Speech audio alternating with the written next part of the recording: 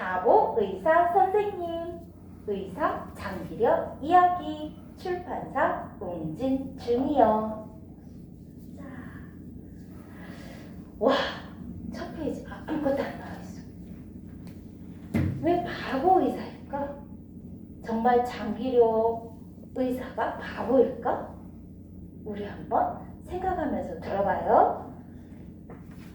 선생님, 바보 의사 선생님. 어릴 때 우리 집은 가난했습니다. 전쟁 때 아빠를 잃었고 나는 무릎이 많이 아팠어요. 얼른 병원에 안 가면 영영 못 걷는다는데 휴, 우리 기호 무릎 고치는 게 엄마 소원이란다.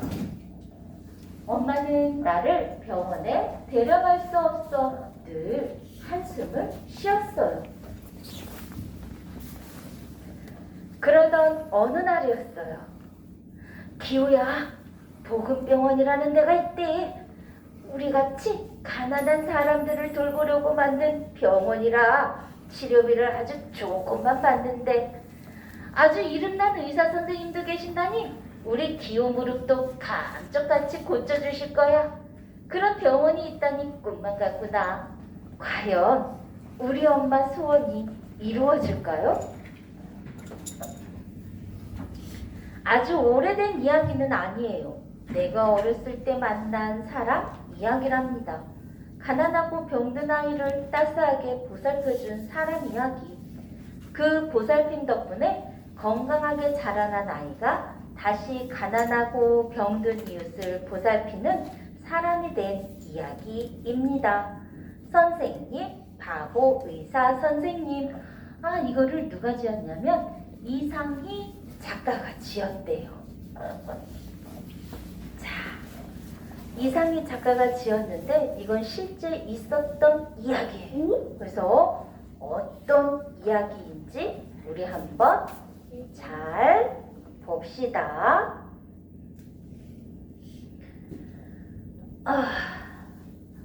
수술을 해도 완전히 낫기는 힘들겠어요. 하지만 병이라는 게 의사가 다 고치는 건 아니거든요. 꼭 낫겠다. 기호가 그렇게 마음먹고 노력하면 또 모르죠. 내 무릎을 진찰하던 장기려 선생님이 말해요. 엄마가 슬그머니 내 얼굴을 봐요. 나도 어리둥절해서 엄마를 쳐다봤어요. 이름난 의사 선생님이라더니 잘못 알았나 봐요. 훌륭한 의사 선생님이라면 이렇게 말할 텐데 말이에요.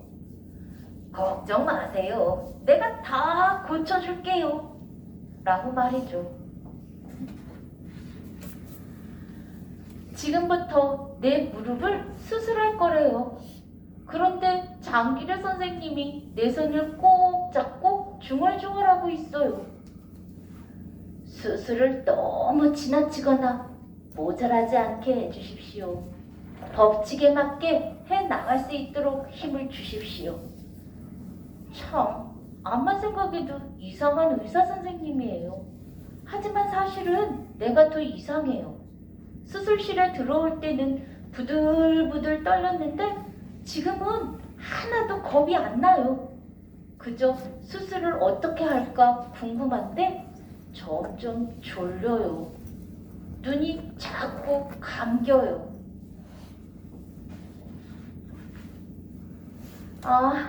참 따뜻한 손이에요. 장기려 선생님 손이에요. 어느새 캄캄한 밤인데 선생님은 왜 안 자는 걸까요? 나처럼 늦게 자고 싶은 걸까요? 늦게 자면 키가 안 큰다고 엄마가 그랬는데 그래서 선생님도 키가 작은가 봐요. 하지만 선생님 손은 아주 커다랗고 따뜻해요. 병실에 누워만 있는 건 진짜 심심해요. 엄마가 일 끝내고 밤늦게 올 때까지 나 혼자뿐이거든요. 나는 몰래 침대를 빠져나와 병원 안을 돌아다녀요. 그러다 장기려 선생님이 지나는 걸 보면 얼른 따라가요. 병실에서 병실로, 진찰실로, 또 수술실로. 장기려 선생님은 쉬지 않고 환자를 보러 다녀요. 오늘은 엄마가 쉬는 날이에요. 엄마 등에 엎여 사르르 잠이 들려고 할 때였어요. 옆 침대 아줌마가 엄마에게 말을 걸었어요. 장기려 선생님 얘기 들었어요? 얼마 전에 밀린 입원비 때문에 퇴원 못하는 환자를 사무장님 몰래 뒷문으로 내보냈대요. 그러자 엄마가 대답했어요. 그건 아무것도 아니에요. 은행에서 병원으로 전화가 왔더래요. 어떤 거지가 선생님 수표를 가지고 있으니 확인해달라고요. 틀림없이 훔치거나 주운 것이라 생각했는데 세상에 월급 받은 걸 통째로 준 거였대요. 남한테는 그리 베풀면서 정작 선생님 가오는 소매가 너덜너덜 하던데 월급 많이 주면서 모셔가라는 병원도 많은데 우리같이 없는 사람들 돌보려고 사서 고생하시는 거래요. 그래서 별명이 바보 의사라잖아요. 선생님이 바보 의사래요. 장기려 선생님은 바보 의사 선생님. 똑같지. 며칠째 장기려 선생님이 안 보여요. 병원이 텅텅 빈 것 같아요. 밤마다 선생님이 오셨나 발자국 소리가 날 때마다 눈을 떠요. 어쩐지 수술한 다리가 더 아픈 것 같아요. 도대체 선생님은 어디 간 걸까요? 너무 일을 많이 해 병이 난 걸까요? 나는 선생님을 찾아가 보기로 했어요. 간호사 누나가 가르쳐준 대로 병원 옆으로 난 오솔길을 따라갔죠. 하얗고 작은 집, 여기가 장기려 선생님 집이래요. 나는 코가 납작해지도록 창문에 들러붙어 구경을 했어요. 방 안에 책상, 책, 침대, 그리고 갑자기 커다랗고 따뜻한 손이 내 어깨를 만졌어요. 너 기호 아니냐?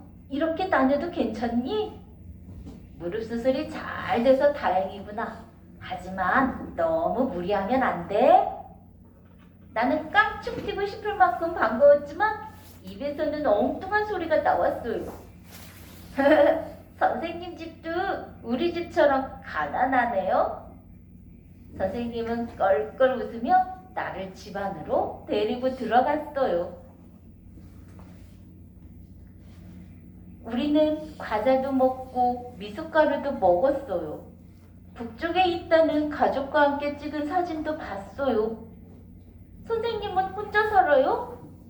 그러면 심심하겠다. 나도 혼자 집 보면 심심한데. 내가 묻자 선생님이 말했어요. 그럴 때면 북쪽에 있는 가족들 사진을 보면서 얘기를 하지. 와, 나하고 똑같네. 나도 우리 아빠랑 얘기하는데. 선생님도 나처럼 사진을 보고 얘기한다니 신기했어요. 기호 같은 꼬마를 보면 우리 아들 생각이 많이 나. 병원에 오는 환자들도 모두 가족처럼 여겨진단다. 내가 환자들을 정성껏 돌보면 북쪽의 우리 가족도 누군가가 돌봐주겠지 하는 생각이 들고 말이야. 커다란 손으로 내 머리를 쓰다듬며 선생님이 말했어요. 그런데 선생님, 어디 갔다 왔어요? 의사가 없는 마을에 가서 사람들을 치료하고 왔단다. 병원이 없어서 아파도 치료를 받지 못하는 사람들이 많거든. 나는 갑자기 궁금해졌어요.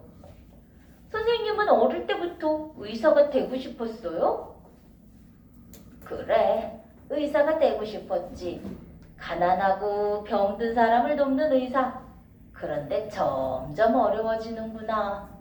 치료에 쓰는 약이나 기구값이 엄청나거든. 그래서 요즘은 건강할 때 조금씩 돈을 모아서 병나고 다쳤을 때 걱정 없이 치료받을 수 있는 방법을 생각하고 있어. 나는 그때 마음먹었어요. 장기료 선생님처럼 가난하고 병든 사람을 돕는 의사가 되겠다고요. 선생님 같은 바보 의사가 되겠다고요. 그리고 그날 마음먹은 대로 나는 의사가 되었어요. 그때 가난한 아이의 다리를 고쳐주고 꿈을 갖게 해준 장기료 선생님은 평생 쉬지 않았던 몸을 눕히고 말았지요.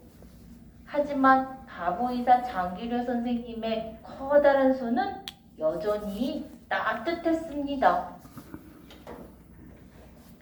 장기료 선생님이 세상을 떠난 날은 크리스마스. 세상을 구하러 오신 이의 약속의 날. 의사가 되면 가난한 사람을 위해 평생을 바치겠다는 약속대로 살고 한시도 그 약속을 어긴 적이 없다 살다 떠낸 선생님처럼 나도 다시 한번 약속합니다. 장기료 선생님처럼 가난하고 병든 사람을 위해 평생을 바치겠다고.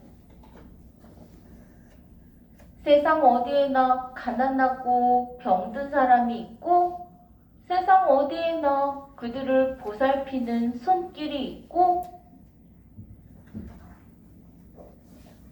가난하고 병든 사람들에게 남김없이 자기를 바친 사람, 그 사람처럼 살아가는 이야기는 오늘 또 이어지고 있습니다. 자, 여기 보이는 게 장기려 선생님 모습이에요. 진짜 모습. 그 여기 보면 아까 보건병원 나왔고 청십자 의료보험이라는 이야기가 나와요.